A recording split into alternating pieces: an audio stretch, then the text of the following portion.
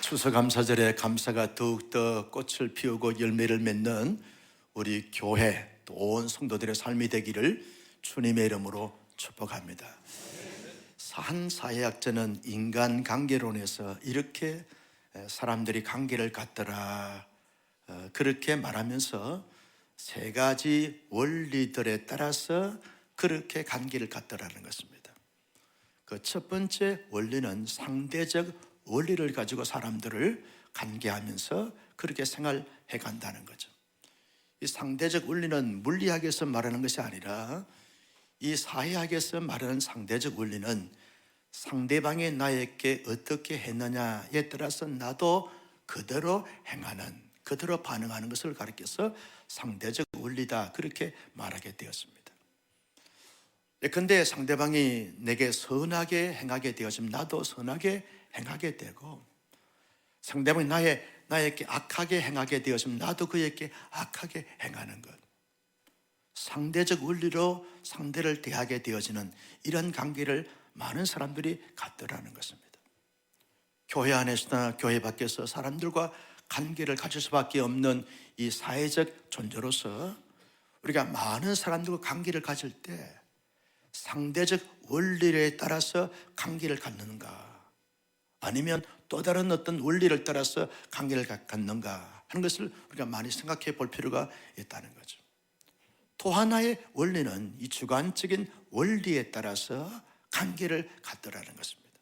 이 주관적인 원리가 뭐냐라고 말할 때 상대방을 전혀 고려하지 않고 자기 마음과 자기 감정과 자기 기분에 충실해서 자기 마음대로 행하는 것이죠.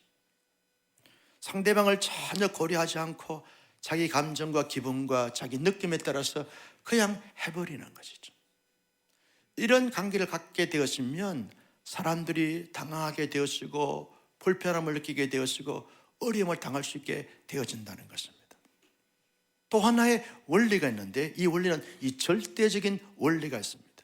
이 절대적인 원리라는 것은 절대자 되신 하나님의 그 마음과 예수 그리스도의 인격과 하나님의 성품을 가지고 사람들을 대하게 되어지는 거죠. 그 사람들은 사랑하기도 하고 용서하기도 하고 품기도 하고 긍휼과 자비恩宠을 베풀기도 하면서 그저 내 마음과 내 기분과 내 형편과 처지와 느낌과 상관없이 언제나 하나님의 성품과 하나님의 마음과 예수 그리스도의 인격을 가지고 더불어 사람들을 보고 대하면서 관계를 갖는다는 거죠. 이렇게 관계를 갖는 사람들을 가리켜서 예수 바보 정신과 예수 바보 삶이다 그렇게 말하게 되어진다는 거죠. 여러분, 하나님의 사람들은 수많은 사람들과 관계를 가질 때마다 어떤 원리에 따라서 관계를 가져야 할 것인가 라고 말할 때 여러분, 상대적 원리를 가지고 대하는 그런 자가 아닙니다.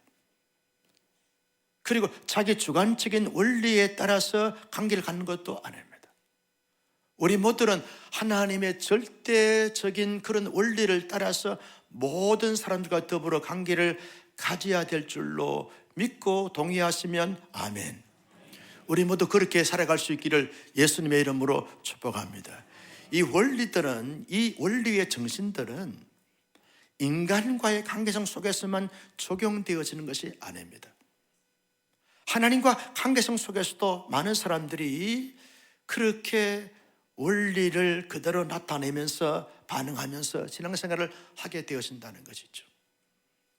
여러분, 성경은 범사에 감사하라, 항상 기뻐하고 즐거워하라 그렇게 말씀하셨는데 이 말씀에 따라서 우리가 실제 삶에서 순종하면서 살아가고 살아내야 하는데 하나님께 감사하고 하나님께 즐거워하는 이러한 삶의 모습도 이 상대적 원리를 가지고서 반응하면서 표현하게 되어진다는 거죠. 그런데 하나님이 내게 기도했습니다. 그 기도에 응답이 됐습니다. 응답되어진 그것으로 인해서만 하나님께 감사하고 기뻐하고 즐거워한다는 거죠. 하나님이 내게 말할 수 없는 복을 허락해 주셨는데 내가 느끼기에, 내가 보기에, 내가 경험하기에 이러한 복을 주셨으니까 이러한 감사로, 이러한 즐거움으로 하나님께 반응하면서 신앙생활을 하게 되어진다는 거죠. 만약에 내가 느끼면서 또 보면서 경험하게 될 때 이건 하나님의 축복이 아니다, 하나님의 도우심이 아니다 라고 말할 때는 전혀 하나님께 감사하거나 하나님께 즐거움을 표현하지 않는다는 것입니다.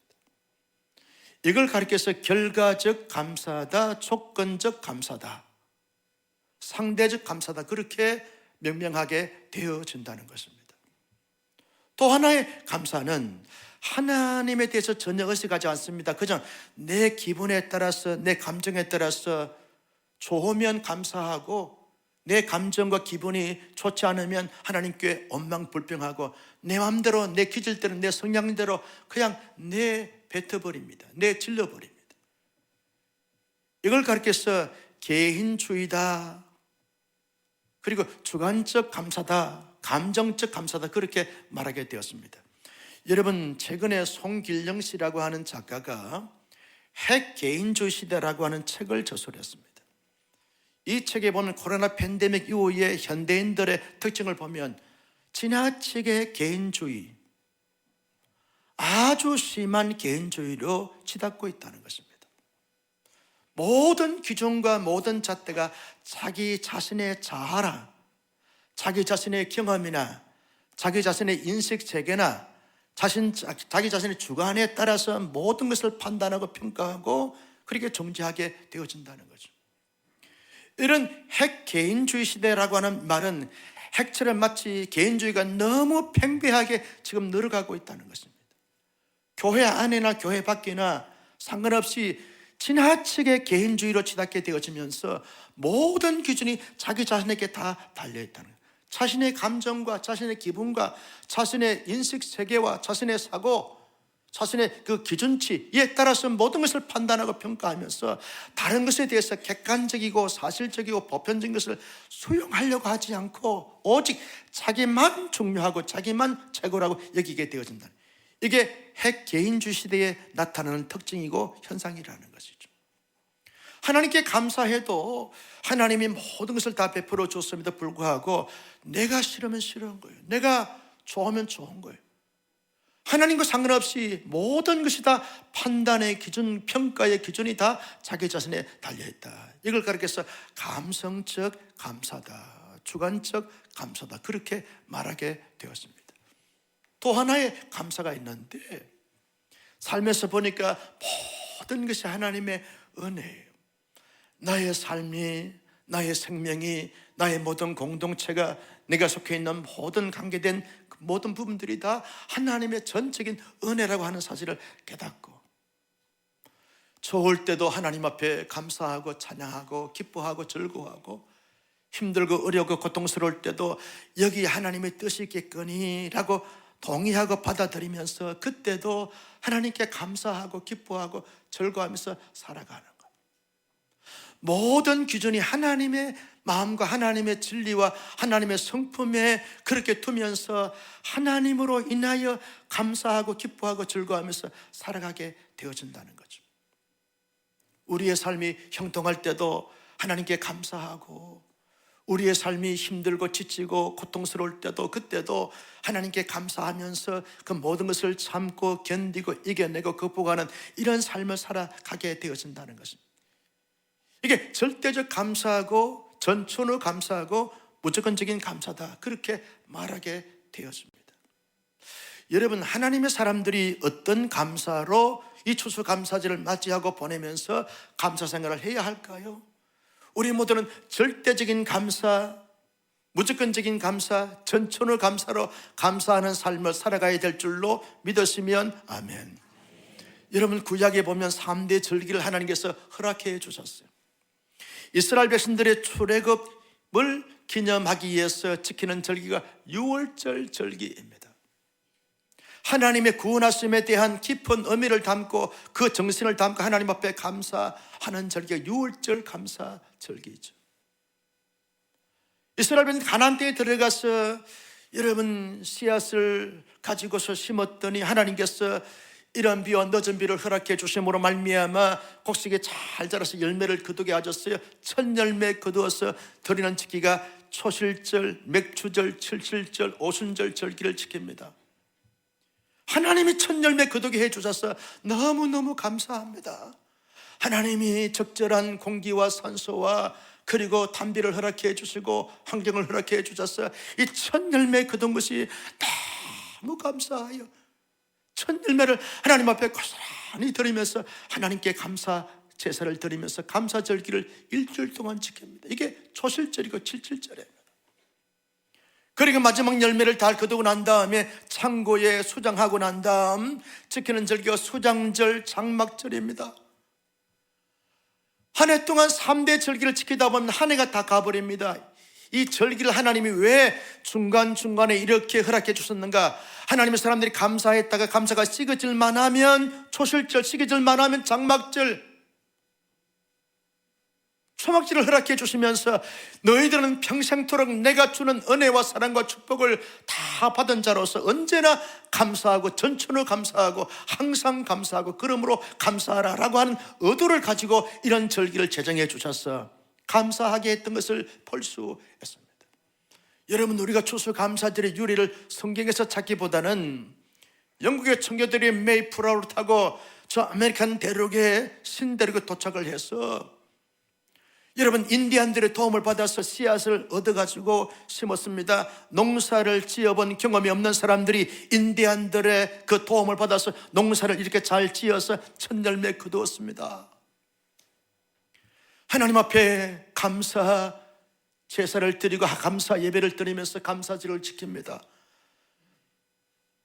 영국에서 아메리칸 대륙에 도착할 때까지 풍랑으로 말미암아 절반이 죽었어요. 토속에서 또 많은 형제 자매들이, 많은 아이들이 풍토병에 걸려서 죽었어요. 살아남은 자들이 어렵게 힘들게 인디안들의 도움을 받아서 일용할 양식을 얻게 하신 하나님 앞에 그저 감사한 거예요. 살아있는 것이 감사하고 하나님이 베풀어 주시고 부어주신 것에 대해서 너무 감사하고 모든 것이 하나님의 은혜라는 사실을 인식하면서 하나님 앞에 진정으로 온 마음으로 온 정성을 다하여 인디안들을 초청하다가 함께 같이 예배드리는 그 예배가 추수감사절의 유래가 아닙니까? 추수감사절에 오면은 절대적인 감사하고 온전한 감사하고 전천을 감사하고 그럼에도 불구하고 감사한 거예요. 이런 감사가 우리의 감사가 되어지기를 예수님의 이름으로 축복합니다. 조건 때문에가 아닙니다. 결과 때문에가 아닙니다. 그럼에도 불구하고 그렇기 때문에 하나님 앞에 감사하라 그렇게 말씀하고 있는 것을 볼 수 있습니다. 여러분, 사도 바울은요 이렇게 말합니다. 하나님의 사람들에게 말하기를 3절 말씀을 다 같이 보실까요? 시작. 다만 이뿐 아니라 우리가 환난 중에도 즐거워하나니 이는 환난은 인내를. 여러분, 환난 중에도 즐거워하나니 이게 말이 됩니까? 말은 되지만 이해하기가, 납득하기가, 실제로 경험하는 가운데서 고백하기가 쉽지 않은 말씀이 아닙니까? 누가 맨정신으로, 온전한 정신으로 환난 가운데 즐거워할 수 있어요? 환난 가운데 감사할 수 있나요? 환난이 찾아오게 되어지면 슬퍼요. 환난 가운데 있게 되었으면 너무 마음이 아파요. 너무 고통스러워요. 너무 절망스러워요. 엉망이 나옵니다. 한숨 나옵니다. 탄식 나옵니다. 여러분, 정말 감당할 수 없는, 견딜 수 없는 극심한 환난에 빠지게 되면 누구든지 하나님 앞에 원망할 수 있고 사람들에게 원망할 수 있는 거예요.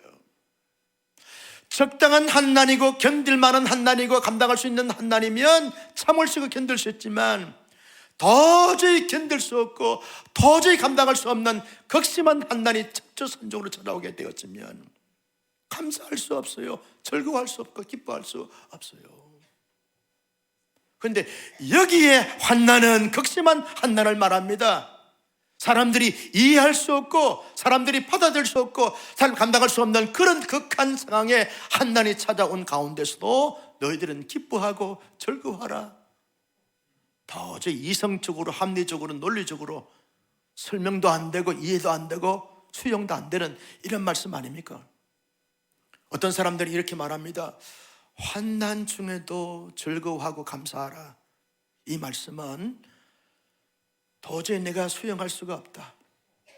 그러면서 하나님께 이렇게 반응합니다. 하나님은 우리 인간을 몰라도 너무 몰라.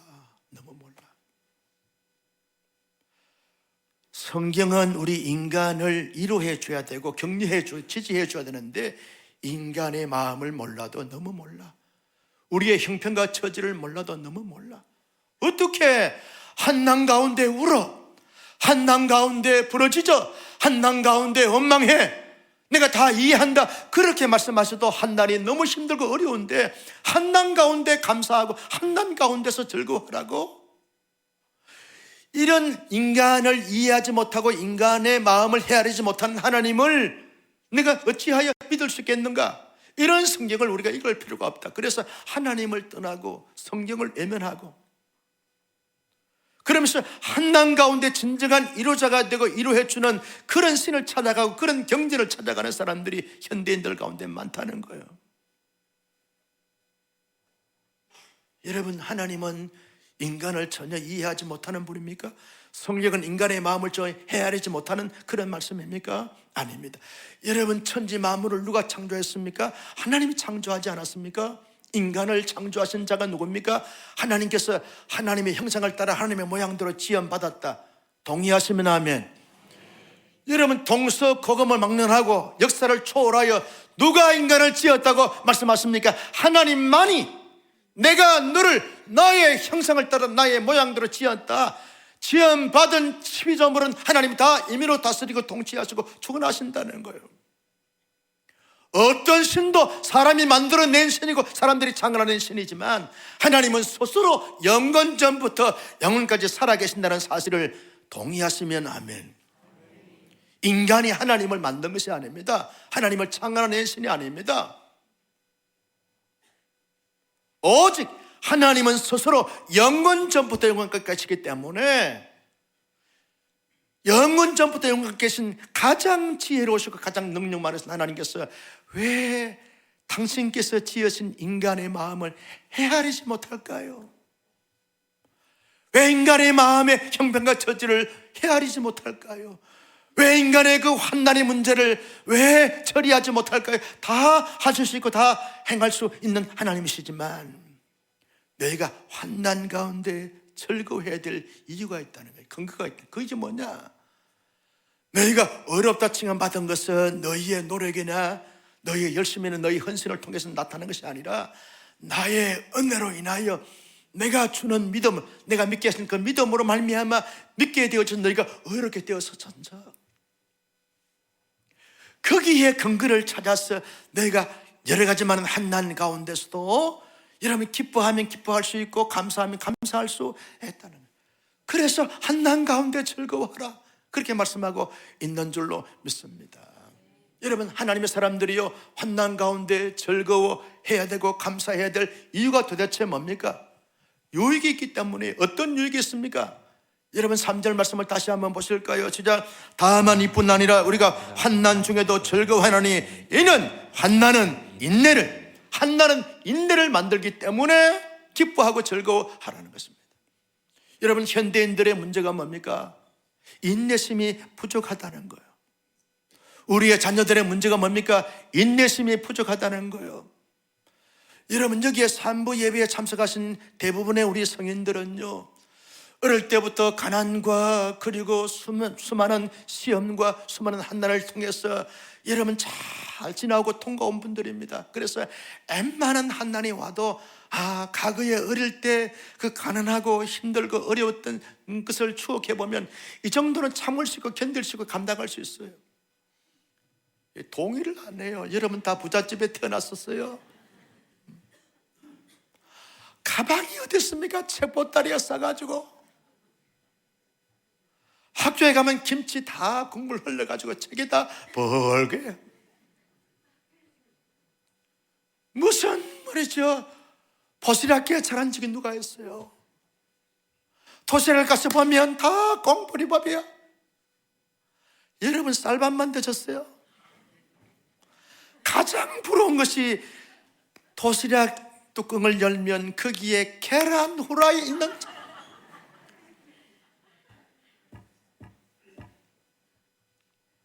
그렇게 고난과 가난과 너무너무 지질이 가난한 가운데서 살았기 때문에 웬만한 실패를 해도 웬만한 어려움을 당해도 참을 수 있고 견뎌낼 수 있고 감당할 수 있어요. 그런데 요즘 아이들은요, 모든 것을 다 엄마가 아빠가 다 해줬어요. 인내심이 없어요. 그래서 학교에 적응이 잘 안 돼요. 직장 생활에 적응이 잘 안 돼요. 가정 생활에 적응이 잘 안 돼요. 교회 생활에 적응이 잘 안 돼요. 이 사회에 적응이 잘 안 된다는 거예요. 무엇입니까? 인내심이 부족하다는 거예요. 인내심이. 여러분, 좋은 환경, 편안한 환경, 원활한 환경에서 인내심을 배울 수 있지만 인내심을 가장 잘 배울 수 있고 가장 멋지게 배울 수 있는 것은 환난을 통해서 인내심을 배우게 되어진다는 거예요. 여러분, 인내심을 잘 갖추게 되었으면 어떤 어려움과 어떤 시련과 어떤 역경, 어떤 실패가 와도 참아냅니다, 살아냅니다, 감당해냅니다, 승리하게 되어지는 것입니다. 그래서 환난은 인내를 만들어내고 인내를 배울 수 있는 기회이기 때문에 환난 가운데도 감사하고 기뻐하라는 거예요. 어떤 것보다 인내심을 배우게 되어진다는 거예요. 그래서 감사하고 기뻐하라는 거예요. 두 번째는 뭘 말합니까? 여러분 4절 말씀을 같이 보실까요? 시작. 인내는 연단은 소망을 이루어내는 줄 아느니라. 여러분, 연단을 이루어내는 것입니다. 연단은 뭡니까? 단련을 말합니다. 훈련을 말합니다. 여러분, 연단과 단련과 훈련을 통해서 뭡니까? 성장이 되고 성숙이 되어지고 아주 고매한 인격자가 되어지는 것입니다.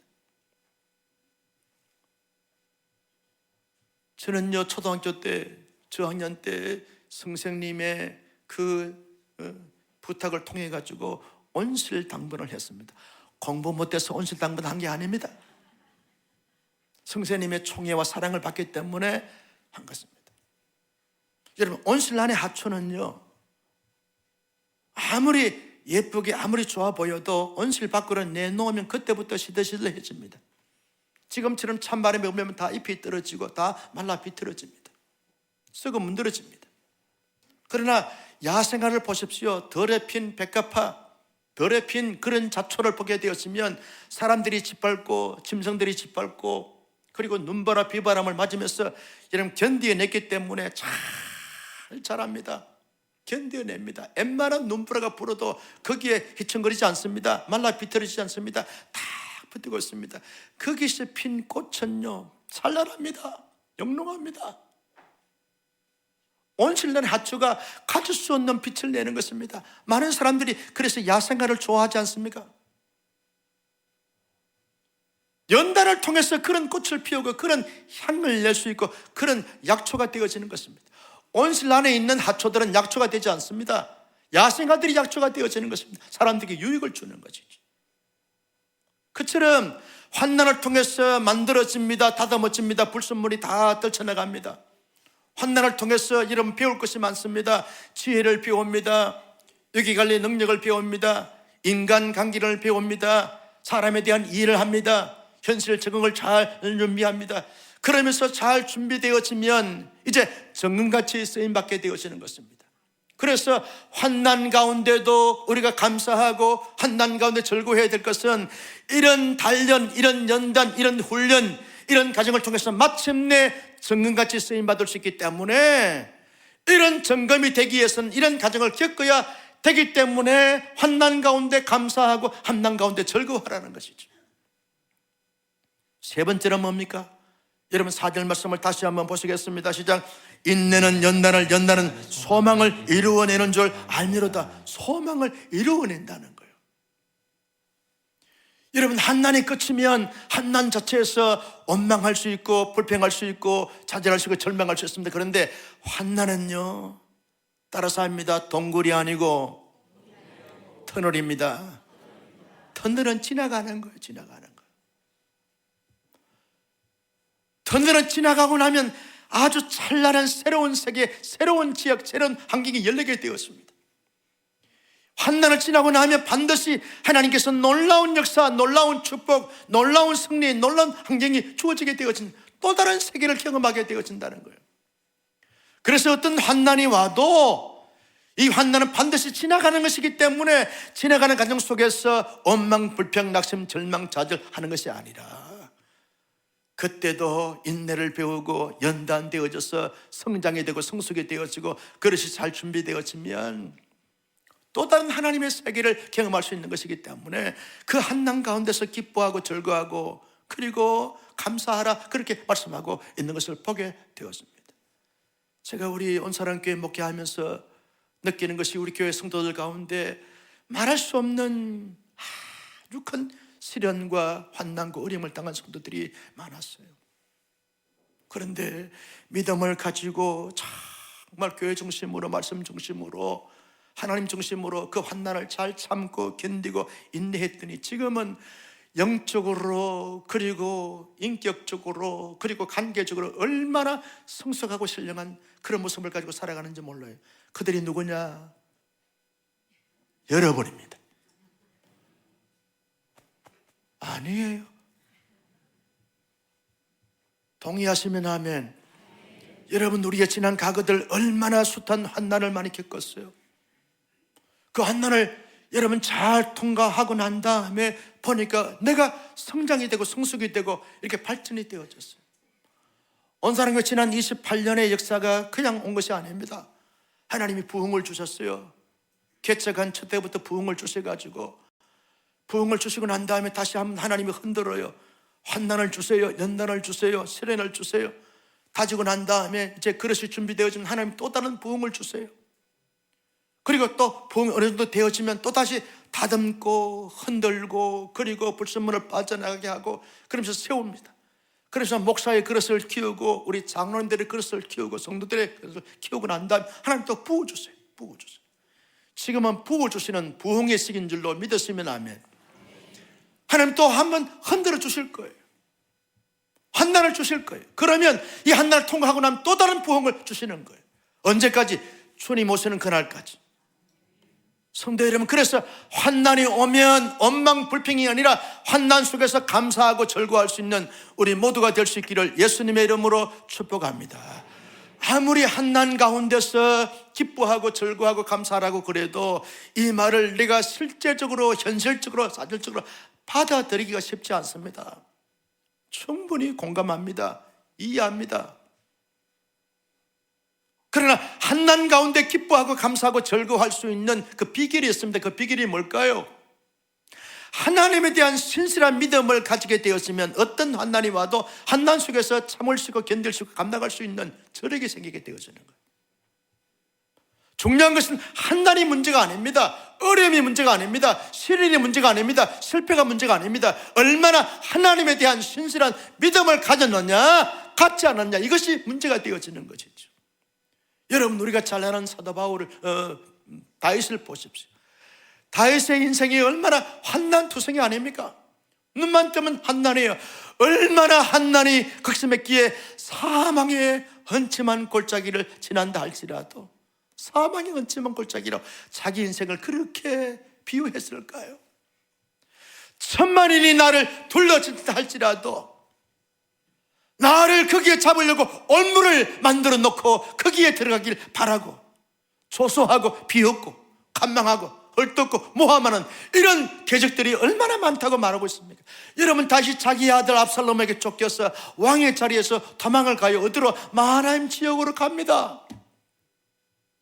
얼마나 부끄럽고 창피하고 수치스러워서 고개를 들 수가 없어요. 숨을 쉴 수 없습니다. 그런데 그런 다윗이 뭐라고 말합니까? 시편 52편 9절 말씀에 보면 이렇게 말합니다. 같이요, 시작. 주께서 이를 행하셨으므로 내가 영원히 주께 감사하고 주의 이름이 선하심으로 주의 성도 앞에서 내가 주의 이름을 사모하리. 주께서 이를 행하셨으므로 하나님이 살아계시고 하나님께서 살아계신 역사로 역사해 주셔서 숱한 환난과 숱한 시련과 숱한 고난과 숱한 억울함 속에서도 하나님께서 일을 행하셨으므로 내가 영원히 주께 감사하리로다. 내가 영원히 주께 감사하리로다. 이것이 다윗의 신앙인데 하나님에 대한 믿음이 있었기 때문에 내가 영원히 주께 감사하리로다. 이 말이 그냥 나온 게 아닙니다. 자기의 삶의 경험에서 나온 고백입니다. 자기의 실제적인, 현실적인, 사실적인 그런 문제 가운데서 나오는 진정한 신앙의 고백입니다. 주께서 살아계시고 주께서 이를 행하셨음으로 말미암아 내가 영원히 주께 감사하리로다.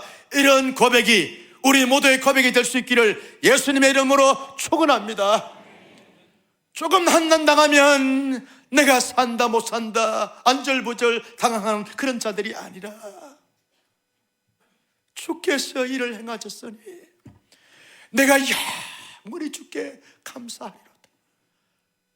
평탄한 가운데서도, 환난 가운데서도, 극심한 고통 가운데서도, 그 큰 해로운 가운데서 내가 주께 영원히 감사하리로다.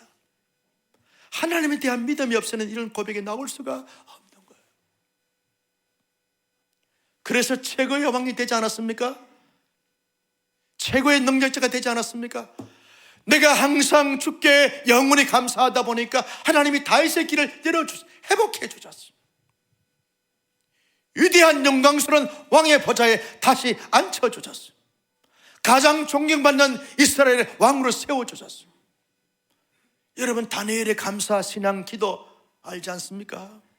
다리오 왕 시절에요, 앞으로 이 총리가 된 그 자리에 있을 때 다리오 왕이 명령을 내렸습니다. 앞으로 30일 동안 그 누구 어떤 신에게 절을 하거나 구하게 되었으면 사적을 속에 집어넣는다. 왕의 도장에 찍힌 조서가 내려졌어요. 그러면 총리가요 가장 먼저 앞장서서 왕의 명령을 지켜야 되잖아요. 맞아요, 안 맞아요? 반응이 없어요. 아니, 총리가 됐으면 왕의 말을 바로 지켜야 됩니까? 안 지켜야 됩니까? 안 지키면 어때요? 그런데 그런 다니엘이 어떻게 합니까?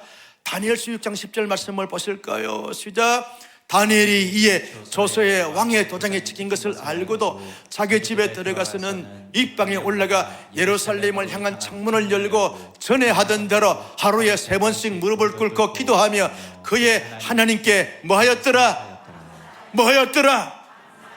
왕의 도장에 찍힌 줄 알고도 그것 때문에 흔들리지 않았습니다.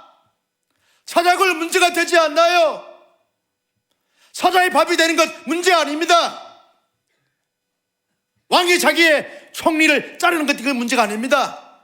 전에 하던 대로 나의 하나님, 살아계신 전 하나님께 내가 기도하고 내가 감사하리로다. 아무도 감당할 수가 없어요. 사자의 밥이 됐습니까? 하나님이 사자의 입을 봉하신 거예요. 사자의 눈과 다니엘의 눈이 마주칠 때 잉크하는 거예요. 사랑한다, 멋지다. 하나님이 살아계신 것을 믿고 하나님이 역사하신 것을 믿게 되니까 왕의 도장에 찍힌 것을 알고도 전에 하던 대로 그대로 기도하고 감사했던 이 다니엘의 신앙이 오늘 필요하지 않을까요? 우리의 신앙이 그런 신앙과 우리의 믿음이, 우리의 감사가 그런 믿음이 될 수 있기를 주님의 이름으로 축복합니다. 지금도 힘든 시기를 보내고 있는 성도들이 있을 수 있어요. 앞으로 너무너무 힘들고 어렵고 환난 가운데 있을 수 있는 성도들이 있을 수 있습니다. 그때마다 다윗이 하나님 앞에 영원히 감사하겠다고 노래했던 그 노래, 다니엘이 전에 하던 대로 하나님 앞에 기도하고 감사했던 그 신앙이 우리 모두의 신앙이 될 수 있기를 예수님의 이름으로 축원합니다. 그러면 천천히 감사할 수 있어요. 절대 감사할 수 있습니다. 그럼에도 불구하고 감사할 수 있는 거죠. 두 번째는요, 우리가 하나님 앞에 어떻게 하면 그럼에도 불구하고 절대 감사할 수 있습니까? 여러분, 사람들은 현실에 살아가요. 현실에 숱한 문제들이 많이 우리에게 찾아올 수 있습니다. 여러분, 영적인 문제든지 관계 문제든지 경제적인 문제든지 건강의 문제 찾아올 수 있습니다. 그런데 현실의 삶에서 현실에 갇혀 있게 되었으면 아무도 감사할 수가 없어요. 나보다가 잘 살지 않았는데도 불구하고 잘 되는 사람들이 많이 보여요. 나보다 정직하지 않았는데 너무너무 잘 나가는 사람들이 많이 보이기도 해요. 나는 하나님 앞에 열심히 예배 드리고 신앙생활 잘하고 11조 생활 잘하고 선교사역을 잘하고 열심히 봉사하고 충성 헌신했는데 내 삶은 힘들고 어려운데 그렇지 않는 사람들은 잘 되는 것 같아. 현실에 갇히게 되었으면 누구든지 비교하다 보니까 원망이 나고 불평이 나올 수밖에 없어요. 평생을 살아도 현실 자체에 얽매이게 되었으면 아무도 감사할 수가 없어요. 그래서 바울은 골로새서 3장 1절에서 이렇게 말합니다. 같이 볼까요? 시작. 그러므로 너희가 그리스도와 함께 다시 살리심을 받았으면 위의 것을 찾으라. 거기는 그리스도께서 하나님 우편에 앉아 계시느니라. 할렐루야. 여러분, 현실 위에 계신, 현실 너머에 계신 하나님을 바라보라는 거예요. 하나님의 보좌 우편에 주님이 계신다는 거. 주님이 우리를 위해서 기도하시고 응원하시고 지지하시고 잘 격려하신 분 아닙니까? 사탄은요, 어둠의 세력들은 참소합니다. 너 죄인이잖아, 너 죄 많잖아, 너 실수가 많잖아, 너 같은 사람이 어떻게 거룩하다고 말할 수 있어? 너희가 어떻게 의롭다 칭함을 받을 수 있어? 그렇게 참소하지만 하나님은 보좌에 앉으셔서 예수님의 변호를 듣습니다. 예수님, 하나님, 내가 저들의 죄를 위해서 십자가에 못 박혀 피 흘려 희생제물이 됐잖아요. 저들의 의로움이 아니라 나의 대속의 은총으로 말미암아 저들이 의로운 자가 됐은즉 하나님 사랑해 주세요. 하나님 축복해 주세요. 하나님 회복시켜 주세요. 하나님 감사의 삶을 살게 해 주세요. 그렇게 날마다 주님이 변호하시는 그 변호의 소리를 듣으면 여러분 막 감사가 나오게 되어지는 거예요. 하나님이 내 편이시고 주님이 내 편이시면 감사할 수 있고 기뻐할 수 있는 것이죠.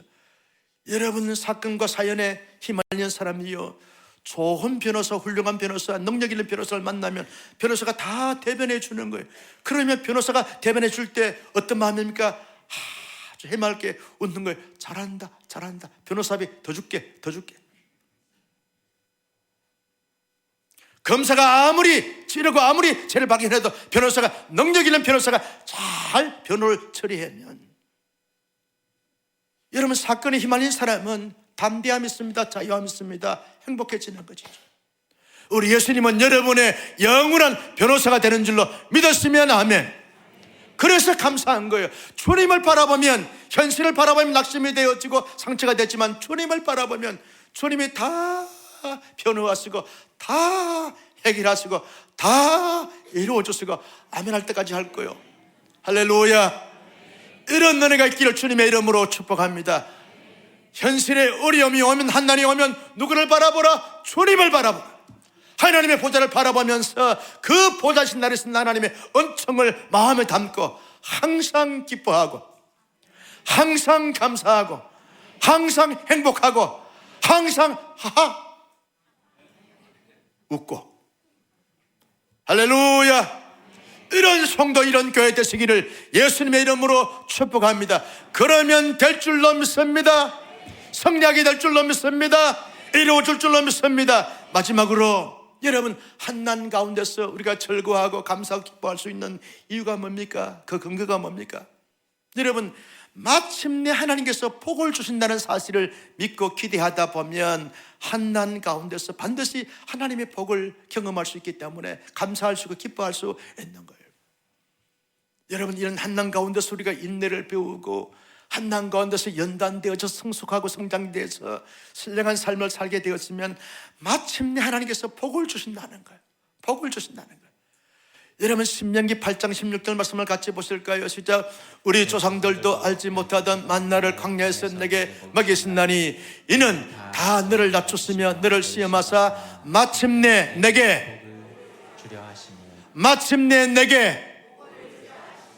여러분, 한난 가운데서 기뻐하고 감사하고 즐거워하면서 삶을 살다 보면 마침내 하나님께서 우리에게 복을 주실 줄도 믿습니다. 여러분, 우리 한민족은요, 우리 나라의 백성들은 한이 만나요. 한난을 많이 겪었어요. 어느 나라 어느 민족보다 너무너무 많은 고난과 한난과 가난과 어려움을 많이 겪었어요. 희망이 보이지 않았던 나라입니다. 그런데 여러분, 일찍이 150년 전에 복음이 들어온 그때부터 믿음의 사람들이 하나님을 찬양하고 예배하고 신앙을 지키면서 말씀대로 살고 선교적 사역에 앞장서 삶을 살면서 그렇게 살다 보니까 하나님께서 얼마나 복을 주셨는가. 우리나라가 세계 경제 가운데서 6위를 차지했어요. 안 놀랍니까? 몇 위? 6위라는 거예요. 일본은 8위, 프랑스는 7위. 프랑스 갈 필요가 없어요. 우리나라가 더 잘 살아. 여기 앞으로 더 높이 올라갈 줄로 믿으시면 아멘. 우리가 한난 가운데서 기뻐하고 감사하고 즐거워하고 살다 보면 하나님께서 마침내 놀라운 복을 주실 줄로 믿습니다. 그래서 한난 가운데 기뻐하고 즐거워하고 감사하라. 이런 감사가 오늘 우리의 남은 생에 늘 꽃을 피우고 열매를 맺을 수 있기를 예수님의 이름으로 축원합니다. 아버지 하나님 감사합니다. 주신 말씀 마음속에 새겼습니다. 이 말씀 따라 이 말씀대로 살아갈 수 있는 신실한 하나님의 사람들이 다 되게 하여 주시옵소서. 한난 가운데서, 평탄한 가운데서, 어려운 가운데서, 형통한 가운데서 언제나 어디서나 어떤 상황 어떤 처지든지 간에 추수감사절을 기점으로 하여 항상 기뻐하고 범사에 감사하고 늘 감사하며 살 수 있는 하나님의 사람들 되게 하여 주시옵소서. 모든 불안과 초조와 놀림을 다 물리치고 떨쳐버리면서 늘 주와 동행하면서 감사하고 기뻐하고